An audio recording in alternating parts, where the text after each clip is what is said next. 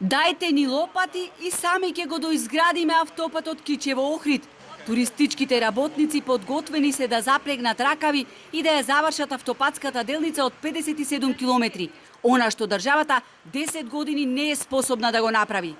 Ни прекипевлат од поплаките на странците, кои кога ќе се симнат на македонско тло, првиот впечаток е како да дошле во либанскиот град Бејрут. Оти патот кон Охрид е како да се случила експлозија.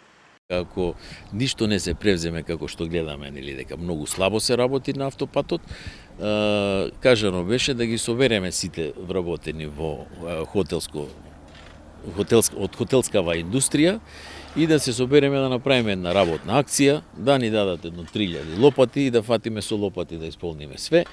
Ќе повикаме на помош и од околните села со трактори да дојдат и да направиме една работна акција.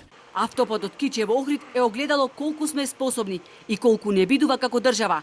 Овој инфраструктурен проект, тежок половина милиарда евра, кој ќе влезе во историјата на државата како најголема инвестиција, чија реализација е неизвестна, не врати 30 години наназад. Гневни се туристичките работници. Поради ужасно лошиот пат, странците не само што не одбегнуваат, туку не помислуваат да поминат низ нашата држава. За транзит ја користат Јужна Албанија. За здрав туризам, за здрава економија и развој на туризмот потребна е добра патна инфраструктура. Жалам што е вака. Све што да кажеме е, неважно кога го гледаме ова ругло овдека на влезот од Охрид. На 2 месеци пред истекот на крајниот рок за завршување на автопатот, премиерот Ковачевски и неговата десна рака Артан Груби јавно проговорија за можноста да се раскине договорот со кинеската компанија Синохидро. Овој излет ќе биде јамка за македонските компании и сериозно ќе ја чини Македонија. Затоа треба добро да се размисли пред да се превземат било какви чекори, сугерираат добро оплатените кои проговорија што се случува со автопатот.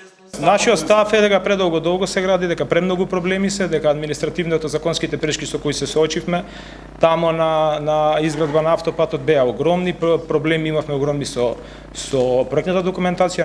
Инаку, по 3 продолжувања и пробивања на роковите за изграда на автопатот, надлежните уверуваат дека истиот ќе бил пуштен во употреба до крајот на годинава, а причина за доцнењето во реализацијата секогаш беа наводно лошите временски услови.